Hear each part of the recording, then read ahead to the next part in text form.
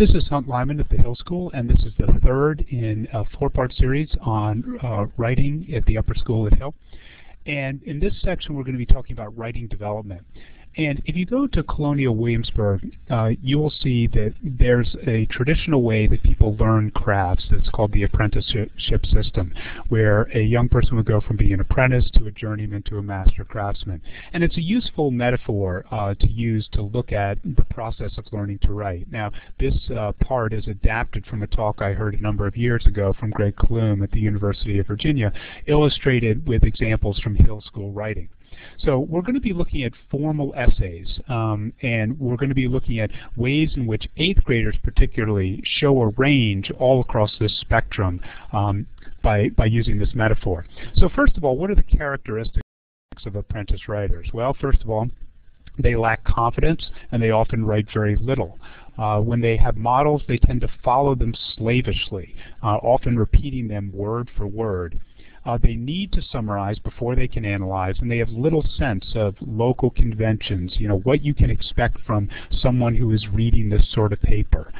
They seek certain knowledge, and they often make frequent errors. Now, I'm going to be talking about examples where the errors have been eliminated for the sake of clarity, but I think that is something that people can figure out.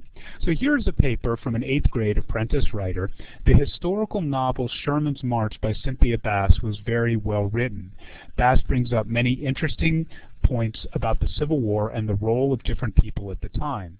She also used 3 different narrators to help readers grasp the feelings and views of different characters. She brings up many controversial topics of the war, such as the role of women and the justifications for war. Okay, so this is not terrible.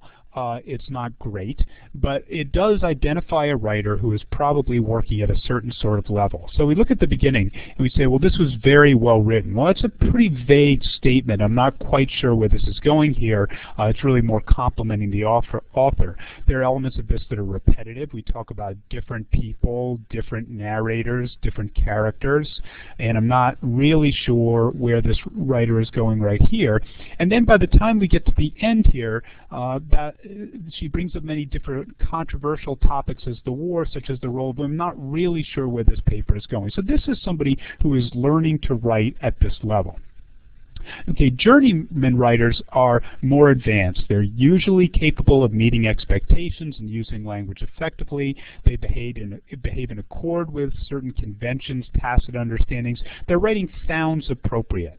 They can tolerate ambiguity, and often their errors are specific. These can be very revealing and satisfying to work with, because you read a paper and you say, this child needs to have a better understanding of sentence boundaries, say, and apostrophes, and you can identify what the errors are.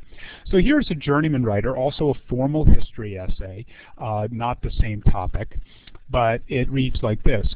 It is evident that there are very valuable lessons to be learned by studying the past. We can learn from other people's mistakes, so if we read about how leaders in the past dealt with issues and problems, it will make us a stronger nation. They chose what they felt best to do in crucial times such as war, deciding who to defend and who to fight against. Leaders who helped or didn't help to fix problems in the government system are important. Reading about leaders who made good and poor decisions both deserve to be reflected in our decisions and will help us to be ready for challenges in the future. Now, this is clearly better. It's more directed. We have a sense of where it's going.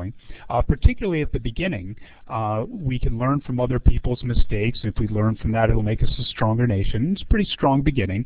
By the time we get to the middle of the paragraph, this writer is starting to spin wheels a little bit. Leaders who helped or didn't help to fix problems in the government system are important. Yeah, okay, I know what this writer's saying, but it's not stated in a particularly compelling way. And by the time we get to the end, we have a sense of what the paper's about, but there isn't a clear thesis statement that really is going to propel you through the paper. So it's still a little shaky. This is someone who is mastering the form, who is getting it, is not entirely there yet. Now, master writers, I think that we all know that if you listen to children play the piano, it's entirely possible that you might have a 4th grader who is far better than many children who are much older but are still learning. writing is a craft, it's an art, and like the piano, some children mature very early and can become master writers and display many of the characteristics of master writers at a very young age. Others take a long time, particularly if they start a little later. And so we're working with kids along a developmental spectrum. So master writers, they're aware that conventions are not rules, that what's unsaid could be said. They're working within a larger story and they sound like an insider. They're confident, they're able to live with ambiguity, and many times, though not all the time, their basic principles are habitual. They're automatic. So sometimes, for example, they may not have to really think very much about spelling and punctuation. Other master writers have much more difficulty with it. So here's an example of a master writer at the 8th grade level. Sherman's March by Cynthia Bass is a fictional account of William Tecumseh Sherman's infamous march through Georgia during the American Civil War. The book is told through the eyes of 3 people involved in and affected by the march: Annie Baker, a Southern woman, Nicholas Whitman, a Union soldier, and General Sherman himself. The book offers 3 interesting and varied perspectives on the war. Now, this is not a perfect paragraph, but it's good. And here are some of the aspects that would indicate to me that this is a master writer at work. Some of it is vocabulary, talk about the infamous march. Some of it is syntactical, to be able to pull off as an 8th grader involved in and affected by, the correct use of the colon, and then 3 items that follow the same form, emphasizing with himself. By the time we get to the last sentence, we have a very clear sense of where this paper is going, what's happening here. But it's also interesting to me that early on, this writer mentions the American Civil War. And this is a way of really telling the reader, I know that there is more than one Civil War, that Civil Wars happen in other countries. I'm interested in history. And that is the kind of trait that master writers have learned, both as skill in terms of their skill as a writer, but also from reading and knowing the way that people who write this kind of thing, what they sound like.